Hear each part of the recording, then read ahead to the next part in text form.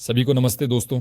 मैं अक्सर शिकायत करता हूं कि फिल्मों में हमें कुछ बातें अधूरी छोड़ दी जाती हैं, कुछ नहीं बताया जाता। लेकिन ऐसा भी होता है जैसे कि फिल्म हिश्नी जमली या विसोटा के मामले में। यहाँ पर स्क्रिप्ट राइटर्स ने कुछ ज्यादा ही खुलकर अपनी कहानी के नियम और कानूनों को पेश कर दिया।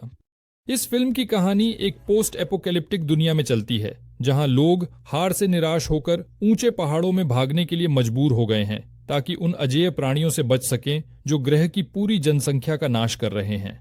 लेकिन मानव जाति की खुशकिस्मती से ये प्राणी एक निश्चित ऊंचाई पर नहीं चढ़ते। सच में वे उस सीमा को पार नहीं कर सकते। 8,000 फीट या समुद्र स्तर से 2.5 किलोमीटर उनकी लाल रेखा है। इसके आगे सुरक्षित क्षेत्र है। और हर बार जब हम एक नई जगह पर पहुंचते हैं, हमें यह बताया जाएगा कि यहाँ कितनी ऊंचाई है, जैसे कि किसी को इसकी परवाह नहीं है।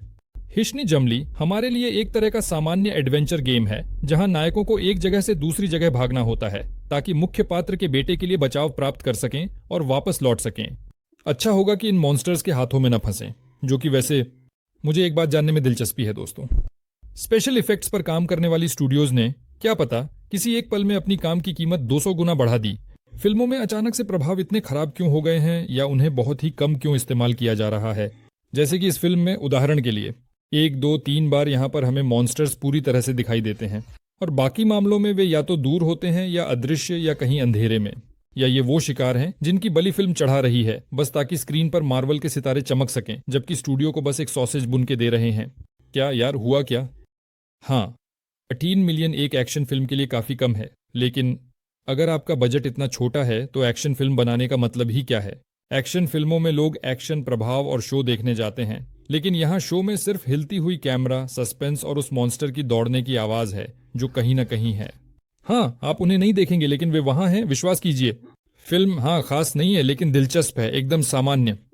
आसमान से तारे नहीं गिर रहे हैं, लेकिन कुल मिलाकर ये देखने लायक है। न तो खींचे हुए और न ही बेवजह के, बस थोड़े ज्यादा हैं। ये फिल्म की समीक्षा है।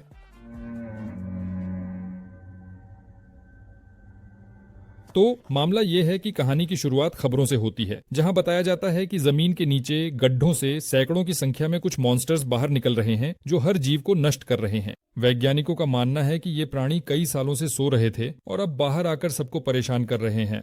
तो नहीं पता ये कितना स्पॉइलर है, लेकिन मेरे ख्याल से ये बिल्कुल स्पष्ट है कि वे जमीन के नीचे से नहीं आए हैं।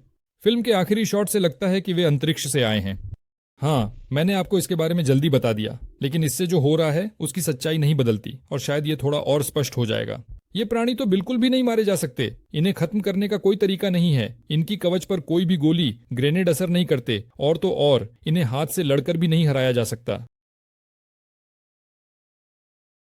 तो एकमात्र विकल्प है कि इन गंदे लोगों को मानसिक रूप से दबा दिया जाए, उन्हें नीचा दिखा दिया जाए और बस। लेकिन अफसोस, नायकों ने ऐसा सोचने की कोशिश नहीं की और वे ऊंचे पहाड़ों में भाग गए, जहां वे पिछले 3 सालों से शांति से रह रहे हैं। जो दिलचस्प है, वे जानवरों को जैसे छूते नहीं हैं, लेकिन इंसानों को हाँ, ये हमें पसंद है। तो उदाहरण के लिए मानव जाति की एक छोटी प्रजाति, उनमें से एक एलियन उसे खाने का फैसला करता है, क्योंकि ये छोटा परजीवी 200 मीटर की दूरी पर सीमा के पास क्या कर रहा है।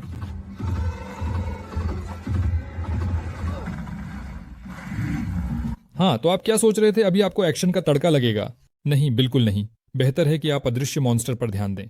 तो ठीक है, अब वो अदृश्य नहीं है, बस कहीं बैकग्राउंड में है। और ये सब क्यों? क्योंकि स्टूडियोज पैसे खर्च करने में सक्षम नहीं थे। वैसे मैंने आपके लिए इस फिल्म के लिए पैसे देने वाले लोगों के इंटरव्यू में एक राज खोज निकाला है। आप जानते हैं, हम गरीब हैं, हमें बहुत मुश्किल हो रही है। और सच में ये लड़का पहले ही शॉट्स से हमें बता देता है कि न तो वो खुद समझदार है, न उसका पिता, और बाकी लोग भी वैसे ही हैं। असल में लड़के को एक बीमारी है, उसके फेफड़ों में समस्या है। हर रात उसे दौरे पड़ते हैं, वो नासल ऑक्सीजन कैनुला के साथ सोता है। आज वैसे मैंने जाना कि इस चीज को क्या कहते हैं, लेकिन फिर भी उसके पास ये समझ थी कि सुरक्षित क्षेत्र से भाग जाए। हाँ, लड़के के पास एक मोटिवेशन है, वो अपनी माँ को खोज रहा है, जो एक दिन चली गई और वापस नहीं आई, लेकिन इससे उसके पिता की जिम्मेदारी कम नहीं होती। तू बेशर्म कहाँ देख रहा है? और फिर से एक फिल्म जहां बच्चे को बोझ और सभी समस्याओं की जड़ बना दिया जाता है। कभी ऐसा नहीं हुआ और फिर से हो गया। और लड़के को, लेकिन वो तो यहाँ जैसे ताले में है।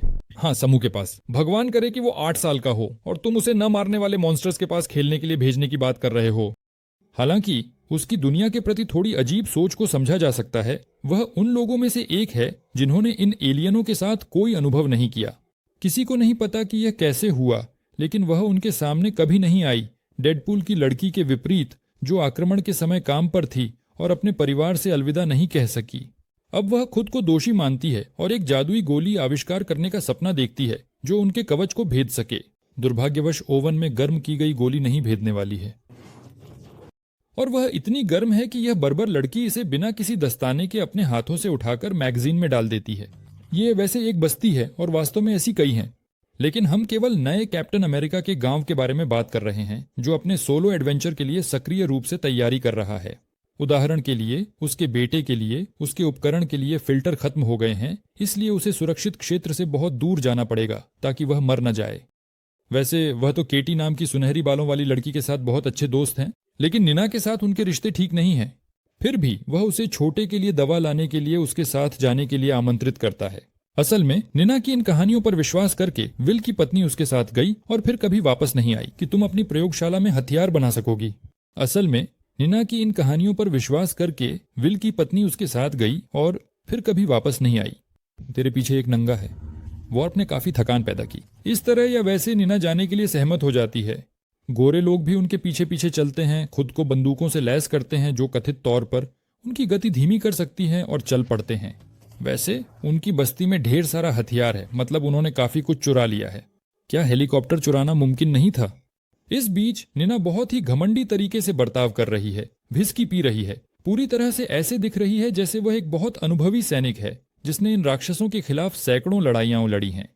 हालांकि असल में वह उनसे 2 बार मुश्किल से बची है और उसकी घमंड तो आसमान छू रहा है। अगले समय के लिए उसकी एकमात्र उपयोगिता उसका कंपास है जिसे उसने खुद बनाया है। वो बताता है अगर अगले 500 मीटर में कोई राक्षस आए, उनके पास सपोजिडली किसी भी जहाज जानवर से ज्यादा मजबूत मैग्नेटिक फील्ड है। वे यहां हैं, वहां हम छोटी पर नहीं पहुंच पाएंगे। इसलिए यह फैसला किया जाता है कि लिफ्ट को चालू किया जाए, जबकि सुनहरे बालों वाले लोग सुरक्षित क्षेत्र तक पहुंचने के लिए कई मीटर पार करने की कोशिश कर रहे हैं, बीच बीच में राक्षस पर ग्रेनेड लॉन्चर से फायर करते हुए, लेकिन उसे इससे कोई फर्क नहीं पड़ता। फिर भी वे क्लासिक तरीके से आखिरी पल में रनवे पर उतरने में सफल हो जाते हैं और थोड़ी देर आराम कर सकते हैं। वैसे जानते हो यहाँ किस चीज पर बेफिक्र होकर ध्यान नहीं दिया गया है? खाने के लिए।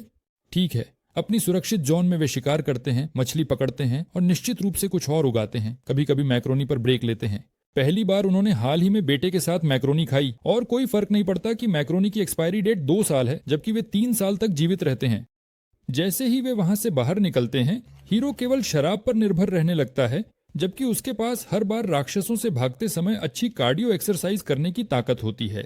तो दोस्तों, वे सुरंग तक पहुंच गए हैं जिसकी ऊंचाई सुरक्षित है, लेकिन यह ज्यादा देर तक नहीं रहने वाला क्योंकि स्टीव रॉजर्स का टॉलरेंट वर्जन सबको धोखा दे गया और राक्षस मुख्य रूप से जमीन के नीचे रहते हैं। वे अंधेरे में बहुत अच्छे से दिशा पहचानते हैं और इंसान द्वारा छोड़े गए कार्बन डाइऑक्साइड पर प्रतिक्रिया करते हैं। उन्हें ठीक इसी भूमिगत सुरंग से गुजरना पड़ेगा और यह कोई छोटी दूरी नहीं है। तो एक शब्द में कहें तो बच्चों के लिए यह आसान नहीं होने वाला और तुम्हारा ट्रैपर उन्हें हमसे आधे किलोमीटर दूर पकड़ लेगा। हाँ, जमीन पर। यह खदान में काम करने के लिए नहीं बनाया गया है और भले ही उन्हें चलने में 1 मिनट से भी कम समय लगे, फिर भी जोखिम बहुत बड़े हैं। फिर भी कोई रास्ता नहीं है, लेकिन उनकी बदकिस्मती से जिस रास्ते से वे जाने का सोच रहे थे वह बंद है, इसलिए उन्हें चारों ओर जाना पड़ेगा और यहाँ पहले से ही नकारात्मक समय को और भी बढ़ाना पड़ेगा। सच है, उन्हें बिना किसी छोटे माप के लगभग 900 मीटर चलना पड़ेगा, यानी यह उनकी प्रारंभिक योजना से 4 गुना अधिक है। बिल्कुल, तीनों अपने जीवन के सबसे बड़े डरावने सपने के हाथों में फंस जाते हैं। लेकिन नहीं, यह कोई बंद गली नहीं है। वहां एक रास्ता है जहां तुरंत ब्लॉन्डी चढ़ जाती है और फिर से एक राक्षस के हाथों में फंस जाती है जो उसकी जान ले लेता है। हालांकि यह स्पष्ट था कि रास्ता फिर से उसी सुरंग की ओर जाता है। देखो, जब तुम अपने टोपोग्राफिक बेवकूफी के साथ राक्षस से भागने की कोशिश करते हो तो ऐसा ही होता है, जबकि असली निकास इस समय दूसरी दीवार के पीछे छिपा होता है। तो ये वास्तव में बंद गली नहीं है जैसा कि त्रयी ने सोचा था, लेकिन अपनी लापरवाही के कारण अब उनमें से केवल 2 ही बचे हैं।